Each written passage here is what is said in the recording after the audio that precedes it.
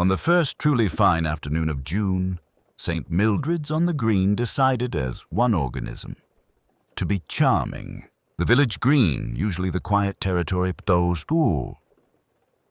dogs, children, and the occasional policeman's bicycle, was transformed into a modest but determined spectacle. Bunting, faded from at least 3 previous jubilees, fluttered obligingly from post to post. The Women's Institute had laid out trestled tables that sagged in a resigned manner under the weight of seed cakes, jam tarts, and a quantity of sponge cakes whose interiors varied from divine to dangerously experimental. It was the annual church restoration fete, and no one spoke of the church as being in need of restoration so much as being in need of help, a more genteel term for broken stonework, damp patches like map fragments on the vestry wall, and a bell that had a petulant tendency to stick. "Very nice indeed," said Mrs. Dolly Bantry, settling herself in a folding chair that threatened to fold more than was strictly desirable. Quite the turnout, Jane. You must admit, St. Mary Mead never did a better tea." Miss Marple, who had been coaxed into coming by the direct combination of Dolly Bantry and the vicar's wife, no force on earth being more persuasive, sat beside her with her hands folded serenely on her black handbag. She was wearing a hat trimmed with a discreet cluster of faded violets, which had seen better seasons in both fashion and weather, but suited her very well. "It is very pretty," Miss Marple agreed, her mild blue eyes traveling not so much over the tea tables and bunting as over the people, the shifting groups, the pairs and trios, the way a smile lingered too long here, or a back turned a little too sharply there. "Of course, things always do look their best out of doors. Except cucumber sandwiches," said Dolly. "They go leathery," which is a moral lesson if ever there was one. On the far side of the green, near the white-painted railings that separated the grass from the lane, the focus of the day's entertainment, as the vicar optimistically called it, was arranged. There was a jumble sale table, a bring-and-buy stall, a raffle for a rather nervous-looking ham, and dominating the corner by the licher gate, a card table with a green baize cloth and a large brass bowl. Behind this stood a man whose presence in St. Mildred's had been discussed at considerable length for several weeks. "That's him," Dolly murmured, following Miss Marple's gaze. "Lionel Trenchard. He calls himself a collector of curiosities. I call him something quite different." "Do you, dear?" Miss Marple asked mildly. "He does not look so very alarming." Lionel Trenchard was tall in a way that suggested angles rather than grace. His hair was dark and receding, his nose sharp, and the line of his mouth indefinitely sour. He wore a well-cut tweed suit that had perhaps seen better clubs than village halls. Upon the baize before him, discreetly arranged, lay a selection of small, gleaming objects. "Guess the object stall," Dolly confided, her tone eloquent. "He says they're antique tools and domestic rarities.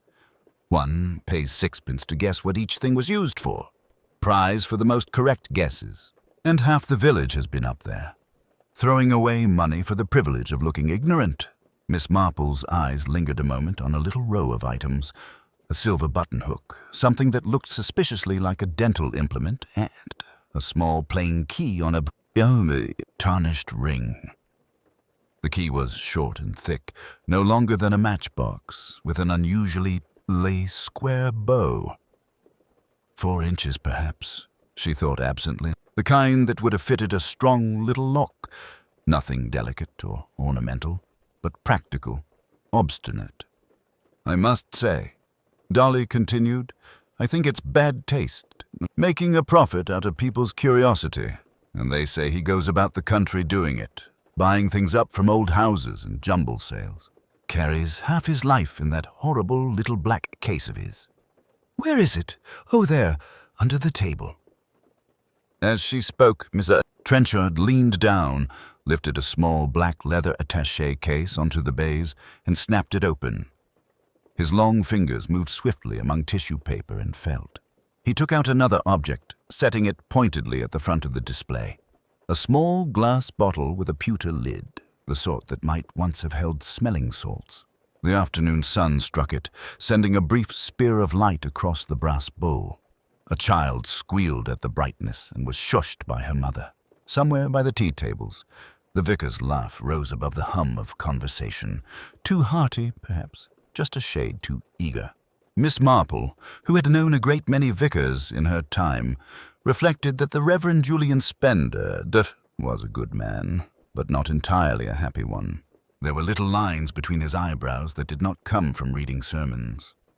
"Mr. Trenchard has taken the old rectory, hasn't he?"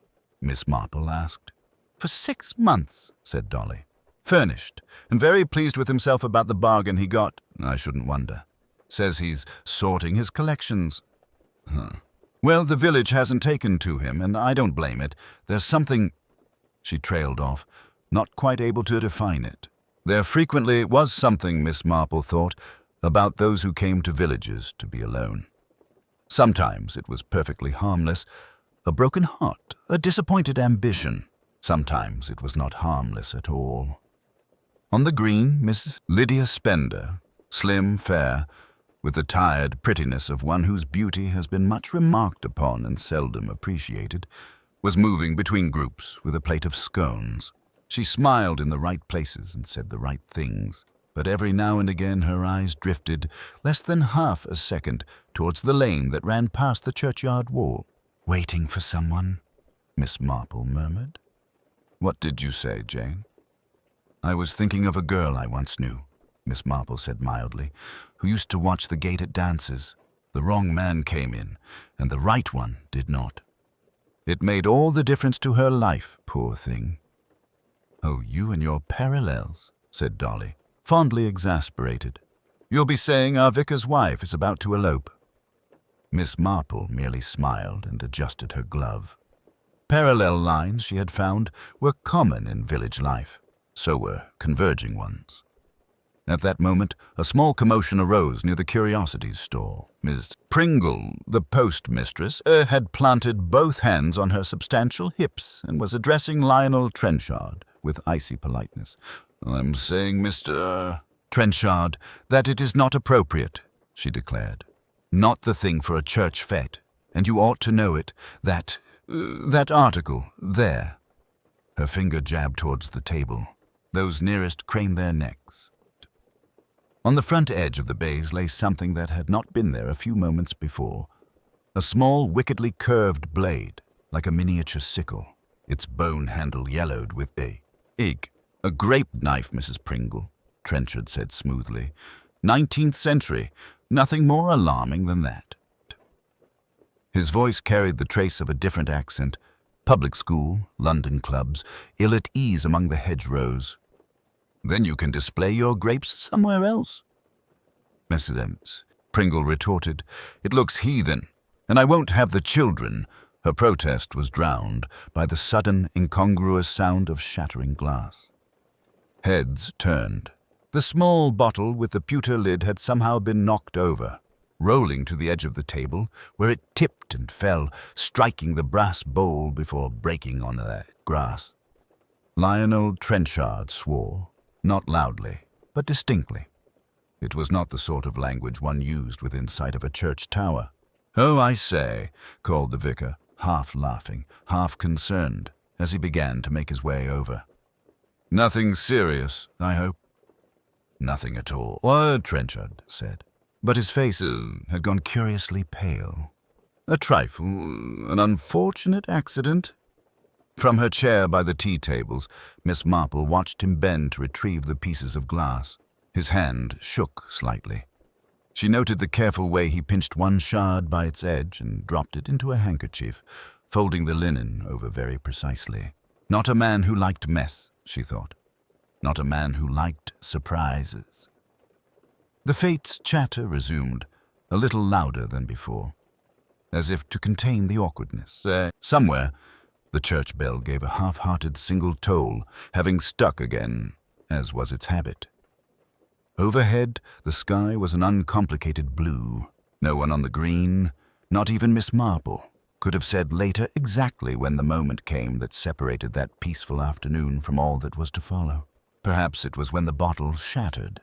Perhaps it was when Lydia Spender, glancing for the 100th time towards the lane, at last saw her figure appear at the gate and, for one unguarded second, let her face show unmitigated relief. Or perhaps it was a little later, when Lionel Trenchard, his curiosities repacked, his black case firmly clicked shut, walked through the lich gate towards the church, and did not quite reach it alive. The first to move was not Miss Marple, nor Dr. Pemberton, nor even one of the more hysterically inclined ladies. It was the vicar's wife, Mrs. Clement, who burst through the ring of onlookers with a surprising display of authority. "Please step back, everyone," she said, her usually gentle voice unmistakably firm. "Give him air. Doctor." Dr. Pemberton dropped to his knees beside Ashworth, fingers seeking a pulse that Miss Marple, from where she stood, felt sure he would not find. She noticed the faint smell of cordite on the air, sharp and acrimonious, like a disagreement given physical form. "There's no use," the doctor said gravely after a moment. "Mr. Ashworth is dead." A collective gasp rose from the crowd, followed by that murmuring undertone Miss Marple knew so well, shock already turning its inevitable corner towards curiosity. "Shot, Dr. Turr," Pemberton added, lifting a blood-stained hand from Ashworth's chest. "Close range, I'd say." "Shot," echoed Mrs. Bantry, eyes wide. "Here? At the church fete?" "As good a place as any, from a murderer's point of view," Miss Marple remarked softly, more to herself than to anyone else. "In a crowd, one can so easily be overlooked." Her eyes traveled slowly round the frightened faces. Simon Blackwood, still flushed, though now with something other than anger. Mrs. Henderson, hand pressed to her mouth. Young Tommy Reeves, the gardener's boy, pale beneath his freckles. And the vicar, looking quite as if a personal affront had been offered to the Church of England itself. "Someone must fetch Inspector Craddock," Mrs. Clement declared. "Stephen, the telephone, quickly." The vicar hurried off, glad perhaps of purpose. In his absence, the crowd tightened, like a curtain being drawn. Miss Marple stooped slowly, as if to steady herself, and allowed her gaze to fall once more upon the key. It lay where it had fallen, the bow still pointing toward to the church tower. Her eyes lingered for a fraction longer than might seem natural. "Odd," she murmured. "Very odd." "What's odd, Jane?" Mrs. Bantry whispered, clutching at her friend's arm. "The little things, dear," Miss Marple replied vaguely. "It is always the little things." By the time Inspector Craddock arrived from Much Benham, the tables had been abandoned. The bunting fluttered over an almost deserted green, and the body lay covered with the white tablecloth that had previously protected a selection of lemon-drizzle cake. Craddock was a solid, sensible man, with the patient eyes of one accustomed to human folly.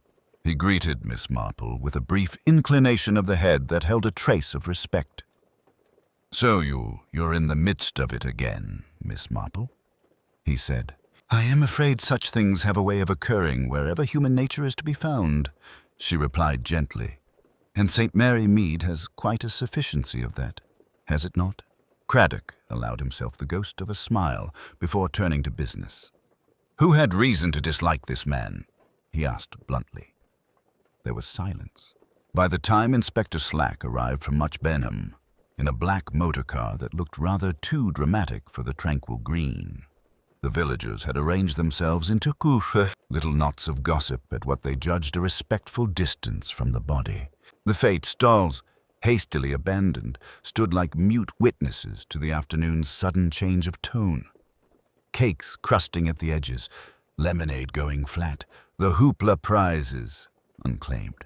Inspector Slack, a compact man with an air of permanent annoyance, stepped out, glanced once at the still form of Julian Ashworth, and then at the crowd.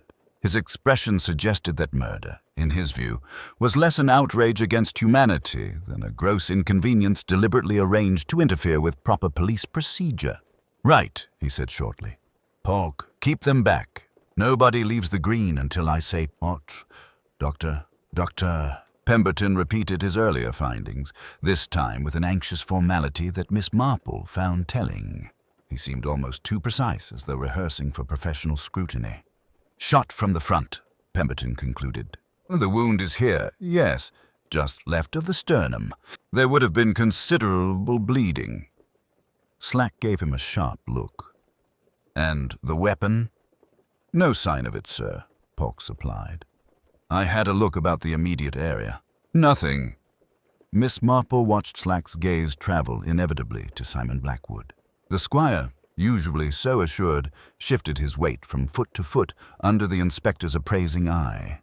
"You were seen arguing with the deceased," Slack began without preamble. "In full view of half the village." Blackwood swallowed. "We had a disagreement about that wretched key, yes. He accused my family records of being fanciful." "Is that all he accused you of?" Slack persisted. Miss Marple noted, with the small inward satisfaction of a natural observer, how several heads turned fractionally toward them, Miss Henderson's especially, her expression sharpened by a sort of vindictive interest. Villages, Miss Marple knew, took a certain pleasure in seeing the mighty under suspicion. "I didn't shoot him," Blackwood said hoarsely. "I haven't fired a gun in years. The old shooting party stopped before the war." Slack made a non-committal sound that expressed disbelief more eloquently than words. "We'll come back to that. For now, nobody touches that key." He gestured toward the 4-inch object still lying beside the body. Yet Miss Marple noticed he did not, in fact, step closer to examine it. The key remained there, oddly accusatory in its angle toward the church tower. "Funny thing, that key," Polk ventured. "Blackwood says it's some ancient family heirloom. The appraiser said otherwise." "Family legends and Birmingham brass," muttered Slack. "We'll have the house searched, see what else Mr. Blackwood has tucked away." The murmur among the onlookers quickened. The phrase "house searched" had an almost magical effect in sound. Merry mead.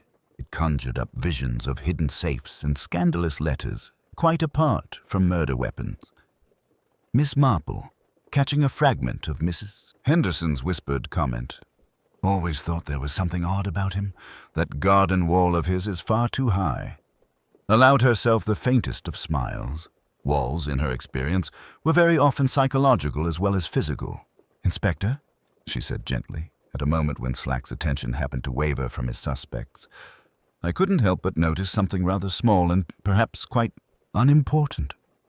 Slack sighed inwardly. Miss Marple, he had learned in previous cases, rarely found anything truly unimportant. "Yes, Miss Marple." "When Mr. Ashworth was arguing with Mr. Blackwood," she said, her voice mild. The key lay flat on the table, parallel with the edge. After the shot, it was on the ground at that peculiar angle. It suggests, does it not, that someone moved it, or that it fell in a manner inconsistent with a man merely collapsing? Slack frowned. "Keys fall, Miss Marple. Bodies fall. Gravity." "Oh, indeed," said Miss Marple serenely.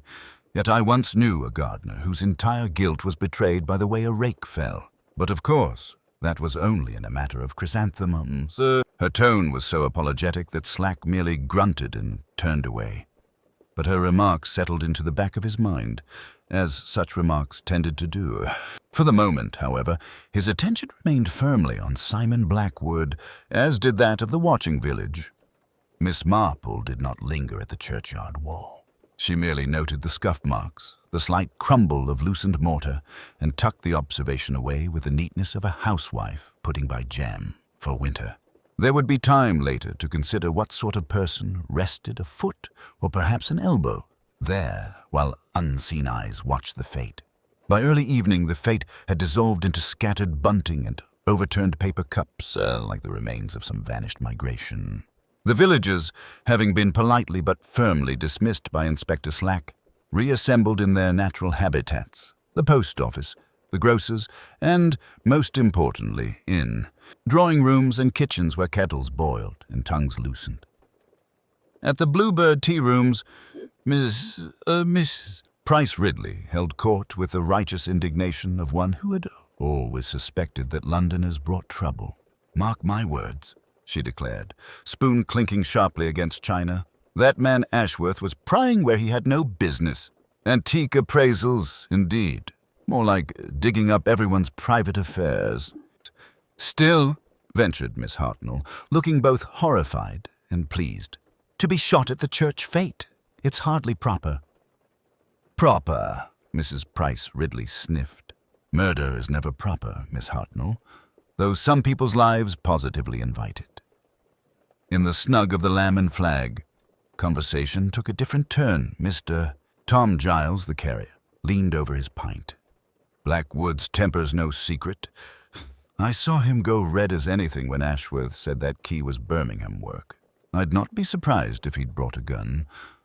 "But where'd he fire it from, then?" asked Jim Craddock, the gardener. "I was standing near the cake stall. Blackwood never moved." "Doesn't mean he didn't put someone else up to it," Tom replied darkly. "Folks with money don't always do their own dirty work." In the comfortable sitting room at the old vicarage, Colonel and Miss Bantry sat with Miss Marple, tea tray between them. Dolly Bantry was in her element, half appalled, half thrilled. "Jane, if you had seen Blackwood's face." "I thought he might strike Ashworth then and there." "Yes," Miss Marple said mildly. "Anger is a very revealing emotion. It shows us what people might like to do, even if they do not, in fact, do it." The colonel grunted. "If you ask me, Slack'll have Blackwood in irons by morning. Open quarrel, public humiliation, and the fellow ends up shot an hour later. Seems cut and dried." Miss Marple smiled faintly. "Things that seem cut and dried, Arthur, are often merely damp and insufficiently examined." She reached for another biscuit. "I have been thinking of that key. To some, it was no more than a bit of brass. To Mr. Blackwood, it was an heirloom and a symbol. To Mr. Ashworth, it might have represented a professional triumph or a weapon of quite a different sort." "You mean blackmail?" Dolly leaned forward eagerly.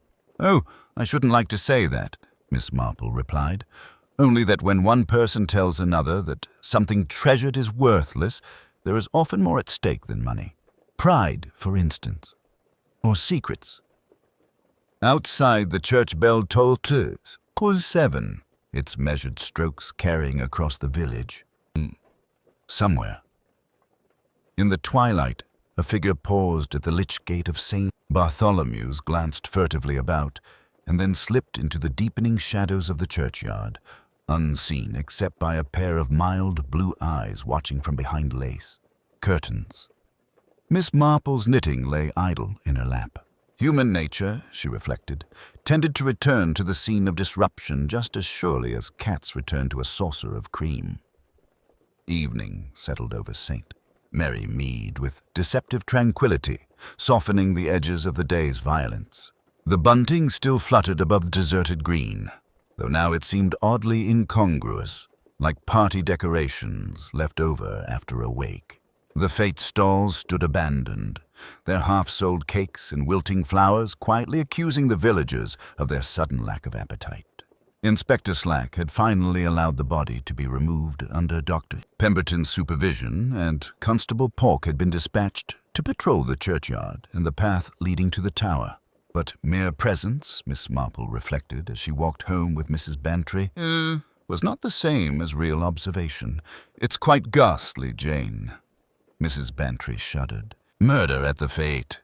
Colonel Bantry says it will put St. Mary Mead on the map, but I really don't see why we should wish for such notoriety." "Human beings do like to be noticed, Dolly," Miss Marple replied mildly. "Even villagers, in their way, though I dare say St. Mary Mead would have preferred a flower show victory to a homicide." They paused at the corner where the lane curved toward the church. From here, the tower loomed more menacingly than piously, a dark silhouette against the fading light. Miss Marple's gaze drifted to the churchyard wall, where she had earlier noticed the fresh scuff marks in the stone. "One does so often find," she remarked, almost to herself, That important things happen just at the edge of where people think to look. What was that, Jane? Oh, nothing in particular. Just an old woman's ramblings. Her tone was almost comically self-deprecating. Yet half an hour later, having reached her cottage and set the kettle on, Miss Marple exchanged her hat for a shawl and stepped quietly out the back door. The path behind her garden led by a series of discreet shortcuts and side gates to the rear of the churchyard. It was a route well known to children, cats, and elderly ladies who disliked being conspicuous. The churchyard was peaceful, silvered by an early rising moon. Constable Polk was stationed by the main lich gate, his posture suggesting more faith in official duty than in keen perception. He did not see Miss Marple slip through the smaller side gate, nor did he notice how she paused by the wall that bordered the green. Up close, the scuff marks stood out clearly in the old stone, fresh scratches amid centuries of weathering. About shoulder height for a man, she estimated. There was also, if one knew to look, a faint darkening on the capstone itself, as if something had rested there briefly, a rifle barrel, perhaps, steadied for a precise shot. A faint rustle behind her made her turn. Dr. Pemberton stood a few yards away, his expression shifting from surprise to discomfort. Miss Marple, I didn't expect, I was just getting some air. In the churchyard? Her tone was mild as warm milk. A very peaceful place for reflection, I always think, particularly after a trying day. He brushed nervously at his trousers, dislodging another burr of goosegrass. I keep going over it in my mind. I was so close to Ashworth, and yet I never heard where the shot came from. One often misses the most important thing when one is looking too hard at something else, Miss Marple observed. I remember a curate once who... She broke off delicately. You treated Mr. Ashworth previously, I think. A minor complaint. Pemberton's eyes flickered.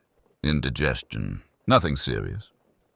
And now, his condition is very serious indeed. Her voice held no reproach, merely quiet fact. As the young doctor murmured a hasty good night and retreated, Miss Marple's attention returned to the tower. Somewhere between a tiswain, satidit, the pointed key and the elevated vantage point lay the truth, she felt sure. But truths in villages, like sins, were rarely singular. They came in clusters. Back in the high street, gossip had already begun to crystallize into theory. At the post office, Miss Fowler confidently told anyone who would listen that Blackwood's temper was not natural, while at the Lamb and Flag, the landlord opined darkly that these London types always brought trouble. In the small sitting room of her ivy-covered cottage, Miss Marple poured herself a cup of tea and took up her knitting once more. The pattern she worked, small interlocked diamonds, reminded her irresistibly of the interwoven lives of St. Mary Mead. One pulled thread could unravel the entire design. She thought of Simon Blackwood's fierce pride, of Mrs. Henderson's wounded dignity, of Dr. Pemberton's anxious conscience, and of Julian Ashworth, whose trade had been assigning value while quietly dismantling illusions. A dangerous profession, really, in a place like this. People will kill for money, of course. She murmured to herself. But quite often they will also kill for something far less tangible. Respect, reputation, secrets, and sometimes, Miss Marple reflected as she carefully counted her stitches, they killed for the right to keep a door forever locked, whether with a 4-inch key of brass or something much harder to see. Miss Marple found that on the following morning, the village had already accepted Simon Blackwood's guilt with the same resigned efficiency with which it had accepted the cancellation of the raffle. People disliked uncertainty. They preferred their villains clearly labeled and, if possible, from the higher social strata. It gave a certain moral satisfaction. At breakfast, Mrs. Bantry related the latest developments with relish. They say Blackwood hardly slept at all, Jane, pacing in his cell, muttering about the key to everything. Honestly, if the man wanted to appear innocent, he might start by being less dramatic.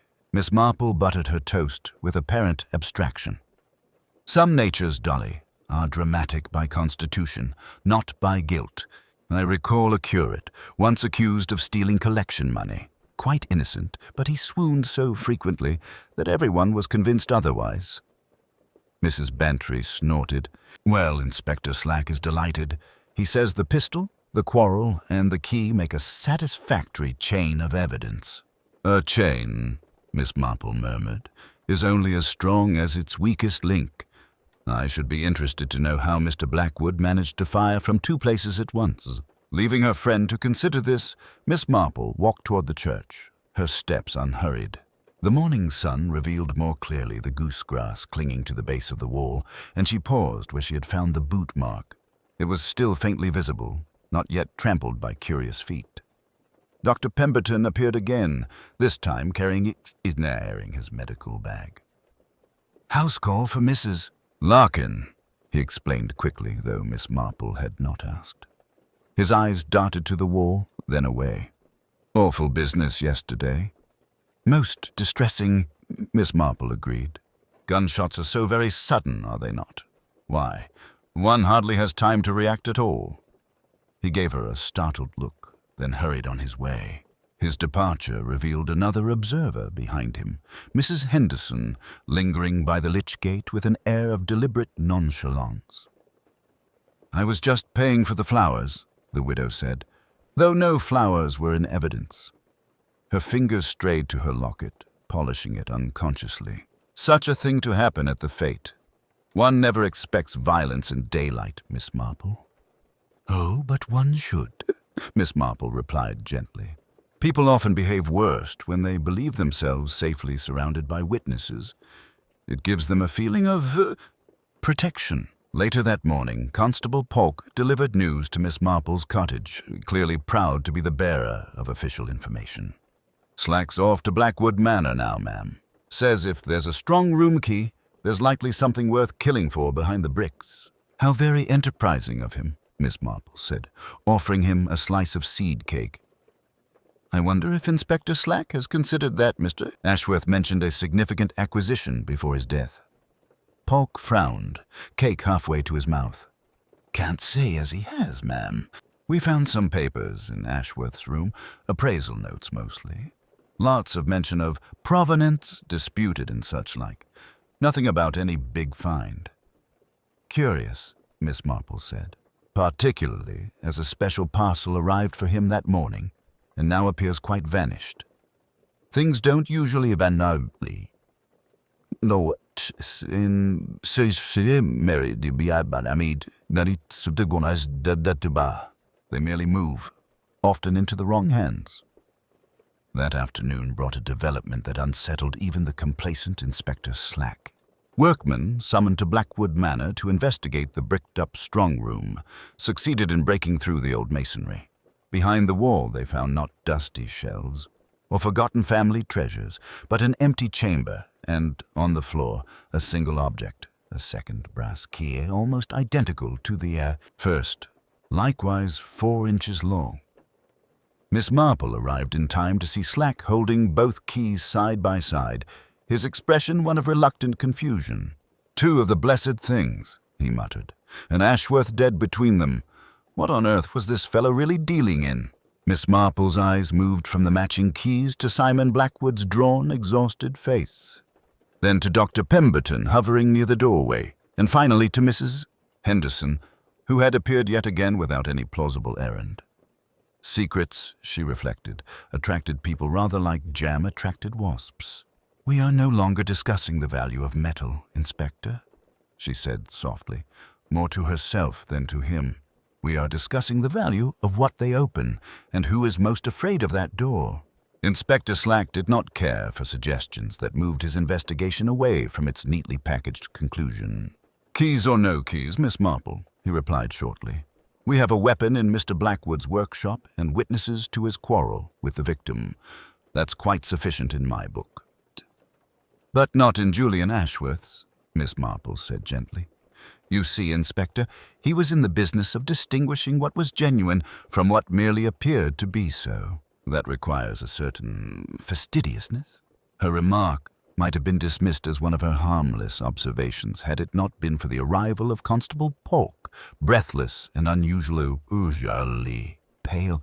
"Inspector, it's Mr. Ashworth's trunk, sir. The one at the Lamb and Flag. We had another look, like you said. Something's turned up." Slack, Miss Marple, and a small entourage of interested villagers returned to the inn, where the trunk now stood open on a pair of trestles in the back parlor. Polk pointed to the underside of the lid, where the lining had been clumsily reattached. "Not like his other things, sir," Polk explained. "All neat and careful, but this bit looked rough, so I took the liberty." With some difficulty, the lining was peeled back, revealing a shallow concealed compartment. Inside lay several folded papers, a dog-eared photograph, and a small leather-bound notebook. Slack reached for them, but Miss Marple's eyes had already fixed on the photograph. It showed a younger Julian Ashworth standing beside a familiar figure, Colonel Henderson, outside a large colonial bungalow. Between them, partially visible, was an open chest filled with metal boxes and brown paper bundles. Both men were smiling in a way that suggested not friendship, but complicity. Well, Slack muttered. "Our expert knew the colonel, did he?" "That gives Mrs. Henderson rather more connection to the deceased than she admitted." Miss Marple's fingers hovered over the notebook. "May I, Inspector? It looks like a ledger of sorts." He hesitated, then nodded brusquely. The pages were filled with Ashworth's neat, decisive hand. Lists of items, dates, and names. A pattern emerged with chilling clarity. Henderson. Punjab, 1923, sealed inventory retained, to be realized discreetly upon widow's requirement, arrangement, private. Below that, in red pencil and underlined twice, strong room key, black wood, linked papers indicate undisclosed war bonds and bearer certificates. Suspicious irregularities. Further investigation required. There were other names too, some belonging to villagers, others from farther afield, all connected to private realizations of assets that should have been subject to estate duty. Julian Ashworth, it seemed, had not merely been an appraiser of heirlooms, he had been the meticulous keeper of other people's little evasions. "Blackwood's father," Miss Marple murmured, scanning an earlier entry. "Yes. Arrangement unsatisfactory. Original key duplicated without knowledge of client. Second key unaccounted for. How very dangerous for a man who makes his living from secrets to record them so precisely." Slack frowned. Ashworth was blackmailing them. "Not necessarily," Miss Marple replied, "but he held knowledge that could ruin reputations and fortunes. And yesterday, he received a special parcel and made preparations to leave. That suggests a change in his intentions." Pemberton, who had slipped in quietly, now spoke up, his voice strained. "If he intended to expose these irregularities, several people would have had excellent reason to silence him." "Precisely," Miss Marple agreed. "And that brings us back to yesterday's shot. Not a crime of sudden passion, Inspector, but a carefully placed bullet from a hidden vantage point. So the sort of method one might expect from someone accustomed to discipline and marksmanship." Her mild blue eyes rested for a moment on the row of military buttons leaning on the vicarage table in her memory. The same design as the one lodged in the churchyard wall. Colonel Henderson's regiment had trained its officers thoroughly, but it was his widow, not the colonel, who still walked the lanes of St. Mary Mead. The notion of heirs, Miss Marple reflected, had a curious way of rearranging motives. Money alone made for simple crimes. Inheritance turned everything subtle. "His heir," Inspector Slack repeated blankly, as if the idea were an unwelcome guest. "He wasn't even married." "That," Miss Marple replied mildly, "is precisely what interests me." They made straight for the station. Mrs. Ashworth, who had so emphatically declared she was no relation at all when first introduced in the village, was already at the ticket window when they stepped onto the platform. Her travel bag rested at her feet, and she leaned slightly to her right, favoring the leg that had seemed stiff on the walk. "One to London, please." First, she broke off as she turned and saw them. The change in her expression was almost imperceptible, but Miss Marple noticed it. The brief tightening around the mouth, the calculation in the eyes that asked, "Too late?" "Going away rather suddenly, aren't we, madam?" Inspector Slack said heavily. Mrs. Ashworth's composure returned in an instant. "I see no reason to remain in a village where I've just seen a man murdered in front of me. My late husband would have—" "Your late husband?" Miss Marple asked gently. "I had thought you told Mrs. Bantry that your Mr. Ashworth, John, was it? Was a clerk with the Prudential, who died 2 years ago in Birmingham." Those pale grey eyes flickered, only for a moment, but it was there. "Quite right," Miss Ashworth replied. "I still wear his name, though some in this village seem to forget I have a right to my own affairs." "Very natural," Miss Marple said agreeably. "And so fortunate, in a way, that you chose to let rooms opposite Mr. Julian Ashworth at the Lamb and Flag when you came down quite by chance last month. Sharing the same name must have seemed almost providential." Slack stared at her. "What are you getting at, Miss Marple?" "Only this," Miss Marple said. "If a man with no close family deals in private, undocumented assets and then dies unexpectedly, but leaves certain papers concealed, those papers might pass to the wrong Mrs. Ashworth, if one were in a hurry to claim them." The inspector's eyes swung back to the travel bag. "Open that, if you please." "I most certainly will not," Miss Ashworth answered crisply. But the hesitation came first, and that was all Slack required. The bag was opened under protest. Inside, beneath ordinary traveling clothes, lay a heavy, flat envelope and a small metal cash box. The envelope bore Julian Ashworth's handwriting. "To be opened by my executor in the event of my death." The box was locked, but on the leather strap of the bag hung a tag, its string frayed, as if recently transferred from another item. "I thought you said you barely knew the man," Slack said. "I found those in the corridor after the excitement," she said coolly. "I intended to hand them over." "At the London terminus, perhaps?" Miss Marple murmured. "To a buyer arriving Tuesday." The name made Miss Ashworth's head snap round. "You have been reading private messages that do not concern you, madam." "Oh, but they concern a great many people," Miss Marple said in her mild, apologetic way. "Mrs. Henderson for one, and possibly the late Colonel Henderson as well. Your friend Julian appears to have kept very thorough notes." Miss Ashworth's cool facade slipped just for a heartbeat. Her gaze darted toward the village, to where the square tower of St. Bartholomew's rose beyond the roofs. Her hand made an involuntary, tightening motion with the handle of the bag, as though closing around something that had once given weight and balance to a much heavier object.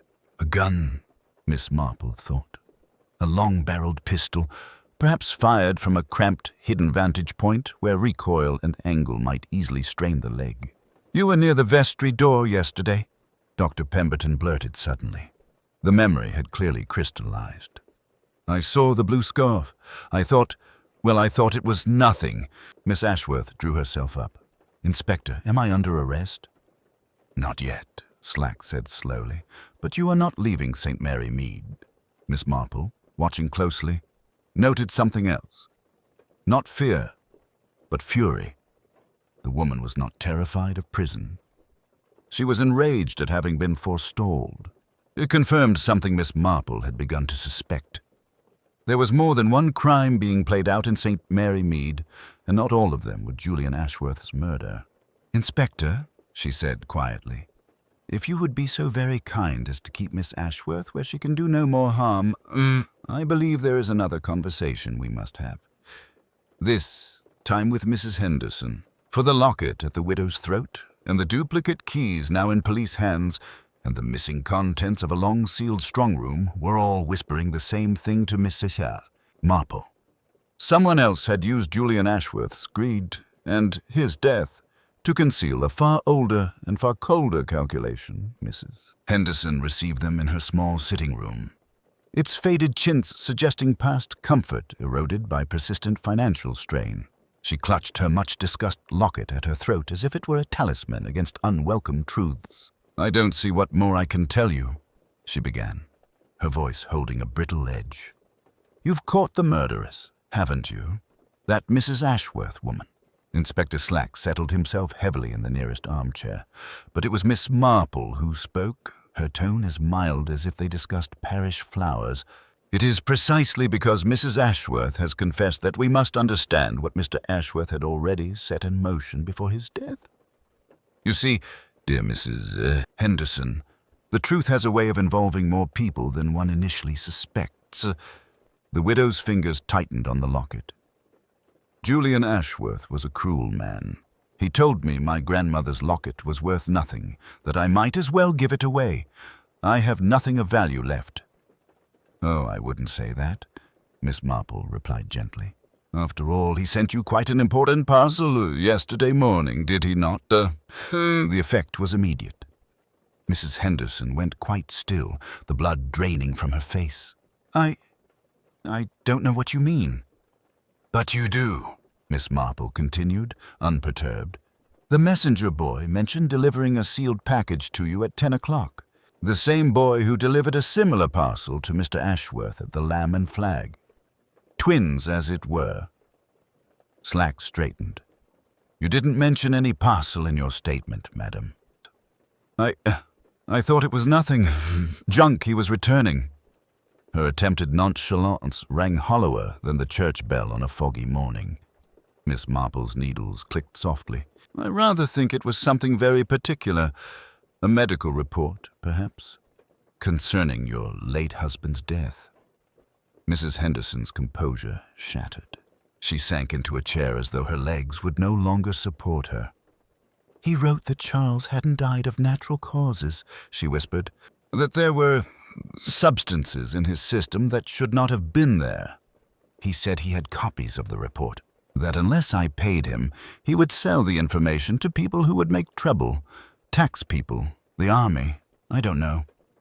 "Blackmail," Inspector Slack said grimly. Miss Henderson nodded miserably. "He knew about the bonds. Charles brought them back from India. War gratuities, he called them. They were never declared properly. Julian somehow found references to them in Charles's papers. He said the key, Blackwood's key, was part of the same story. Old money hidden away. Old sins." Miss Marple watched her closely. "And where is this report now, dear?" "I burned it." The words came out in a rush. "As soon as I read it. I thought if it didn't exist, the thing wouldn't be true. I never answered his letter. I was terrified." "Yet you defended Simon Blackwood most vigorously at the fete," Miss Marple observed. "One might almost think you wished very much for the murder to be attributed to someone safely connected with the keys." Mrs. Henderson's eyes flashed. "Better a quarrel over a key than the whole village knowing my husband was a thief and a—" She stopped abruptly, biting her lip. Poisoner," Miss Marple finished gently. "I think that is what you have feared all these years. That someone would discover not only the undeclared bonds, but the manner of Colonel Henderson's death. Ashworth was ruthless, but he was also efficient. His notebook lists everything." The widow stared at her, stricken.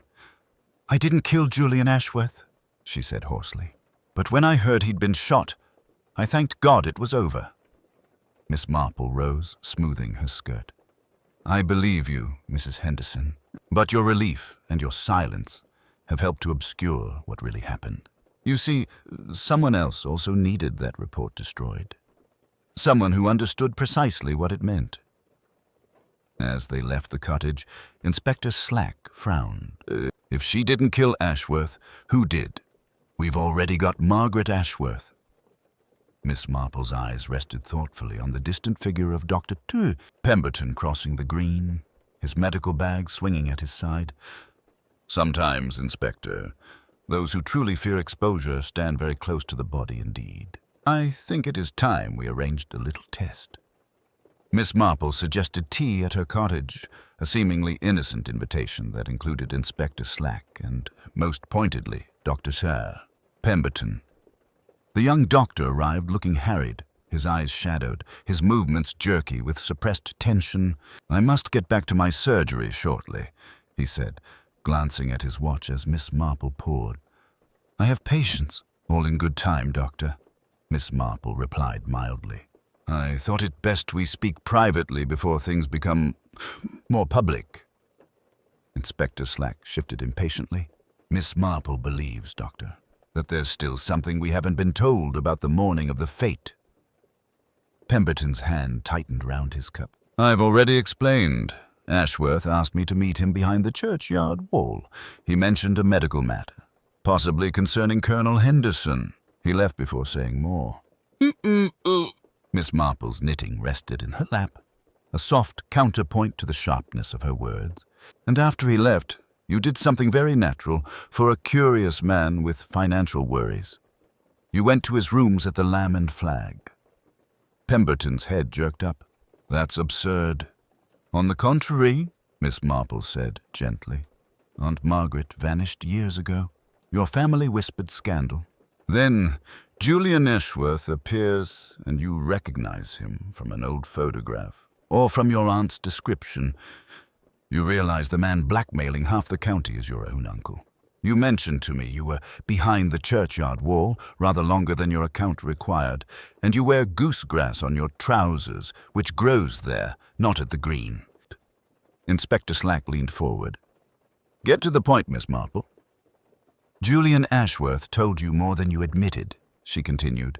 "He told you about Mrs. Henderson's locket, about the warehouse receipt it concealed, about the fortune in unregistered assets. He flaunted it, perhaps. You are a struggling village doctor. To someone in your position, the temptation must have been considerable." Pemberton swallowed. "Speculation." "No," Miss Marple said softly. "Because only someone who went to his room directly after that meeting could have taken the special delivery parcel before Mrs. Craddock saw it again. Only someone with a key to his trunk, such as a blood relation who knew his habits, would think to look under the lining. You took the warehouse keys, Dr. Pemberton." His face had gone very white. "If I did," he whispered, "that doesn't make me a murderer." "But you're not Julian Ashworth's murderer," Miss Marple said, with a kindness. "Your Aunt Margaret fired the fatal shot. You stole from a dying man, not a living one. A grave sin, but a different one." Inspector Slack exhaled sharply. "So that's it then? Pemberton to be charged as an accessory?" "Hardly," Miss Marple murmured. "I rather think Dr. Pemberton will be returning those keys to Mrs. Henderson, quietly, and with an appropriate apology. Won't you, Doctor? You see, if the Crown were to scrutinize Colonel Henderson's affairs too closely, a good many respectable names might come under review, including the late Colonel himself. There would be pressure to keep matters discreet." Pemberton's shoulders slumped. "I thought if I had the keys first, I could bargain. Clear my aunt's name. Settle my debts. I never meant for Julian to die." "Very few people ever mean murder to happen," Miss Marple said gently. "They merely allow circumstances to drift that way." Inspector Slack grumbled, but did not contradict her. He understood village realities well enough to see that some scandals were better left buried, especially when the chief culprit already awaited trial. In the weeks that followed, life in St. Mary Mead settled back into its familiar rhythms. Margaret Ashworth stood trial, her confession and the evidence overwhelming. Simon Blackwood was quietly released, his reputation somewhat improved by the inspector's very public admission of error. Mrs. Henderson received an unsigned package by registered post, a warehouse receipt and a set of keys with no explanation enclosed. Miss Marple, in her cottage with its orderly garden, resumed her knitting. To visitors she seemed unchanged, merely a gentle old lady with a fondness for village gossip. Yet, as she turned her thoughts over in the quiet evenings, she reflected, as she often did, that greed seldom announced itself with villainous mustaches and dark cloaks. More often it wore familiar faces, spoke in reasonable tones, and justified itself as mere fairness. The wickedness of the world, she murmured to herself, watching the church tower through her window, lies not so much in grand crimes as in the very small selfishnesses people permit in themselves. From such tiny seeds murders grow, and with that she picked up her needles once more, the pale wool soft against her fingers, weaving calm order where the world so often preferred chaos. In the days that followed, a fragile calm returned to St. Mary Mead, like a pond's surface smoothing over after a stone has been thrown. Yet beneath that placid veneer, the ripples of Julian Ashworth's death continued to disturb settled lives. It was the vicar who suggested a small, quiet tea at the vicarage, ostensibly to help the village process recent events in a Christian spirit. Miss Marple, with her usual mildness, merely observed that it might be helpful to talk things over. And so, by some curious power of village osmosis, the principal figures found themselves assembled in the cool, book-lined drawing room. Simon Blackwood, released from custody but still pale and drawn, stood stiffly by the hearth. Mrs. Henderson sat near the window, fingers resting lightly on her now closed locket. Dr. Pemberton lingered by the tea table, subdued but no longer furtive. Even Inspector Slack, who claimed he had only dropped by to clear up a few remaining points, accepted a cup of tea and remained. Miss Marple, in her accustomed chair beside a small, occasional table, knitted quietly for a few moments before speaking. When she did, her voice was soft but carried easily to every corner of the room. "I think," she began, "that there has been some confusion about what precisely this whole sad affair was about. It appeared at first to concern a 4-inch key and a quarrel over its value. But in reality, the key was only a symbol of something far older and far more dangerous: concealed wealth and concealed guilt." Simon Blackwood shifted uncomfortably. "My family papers—" "Quite," Miss Marple agreed. "Your great-grandfather knew of the old strong room and its twin key.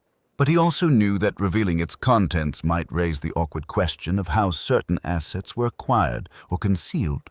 So the second chamber was bricked up and forgotten, officially. Unofficially, knowledge of it filtered into other hands over the years." She turned her calm gaze to Mrs. Henderson. "Your husband, for instance, Colonel Henderson, encountered Julian Ashworth abroad. Together they engaged in the quiet transfer of objects that ought perhaps to have remained where they were. When the colonel died, he left you the warehouse receipt in that very locket, trusting that if ruin came, you could survive by means of those unofficial assets Henderson bowed her head but did not contradict her. "Julian Ashworth and Margaret, his wife and partner, made a profession of such things," Miss Marple went on. "Their legitimate appraisals were merely the shop front. Behind them lay a network of secrets, undeclared inheritances, smuggled treasures, and private strong rooms, such as the one beneath our own dear church." Inspector Slack cleared his throat. "Which Ashworth discovered while pretending to assess Blackwood's key." "Exactly," Miss Marple said. "He confirmed the key's authenticity in private, found the sealed chamber, and began quietly removing its contents, intending to sell them through his usual channels. He planned to abandon Margaret and disappear with everything.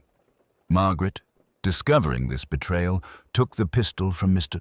Blackwood's workshop, where she had previously sold some of her late husband's effects, and confronted Julian behind the churchyard wall." Her knitting paused. She fired in anger and desperation. It was, in a sense, an impulsive crime, though born of 20 years' calculated immorality. "And Mrs. Henderson?" Simon asked hoarsely. "She committed no crime in law," Miss Marple replied.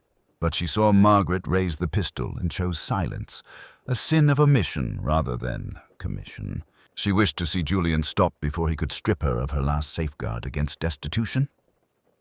Mrs. Henderson's eyes shone with unshed tears. "I thought God would judge me for that. she said faintly. Perhaps he still will.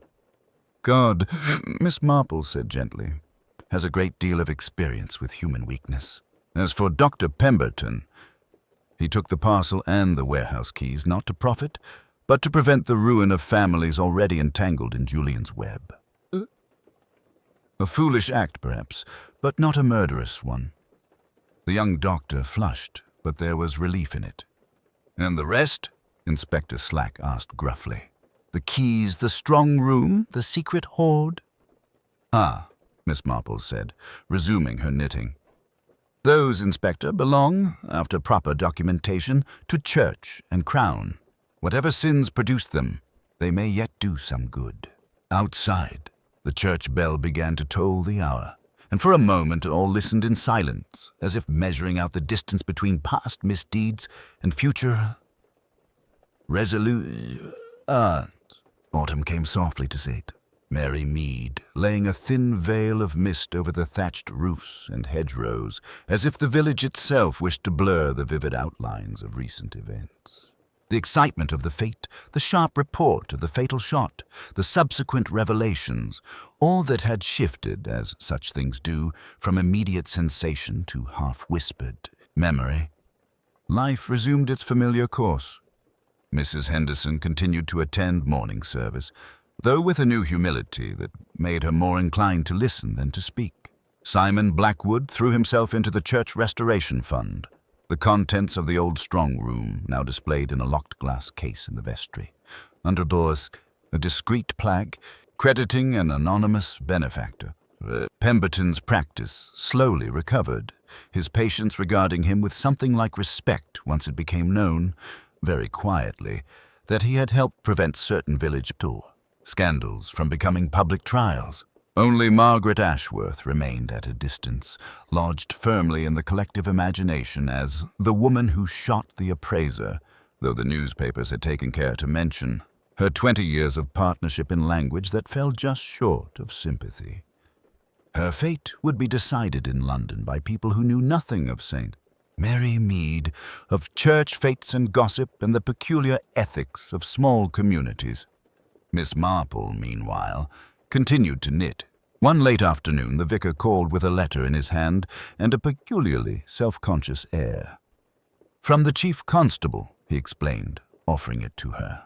He asked that I convey his gratitude for your usual, invaluable assistance.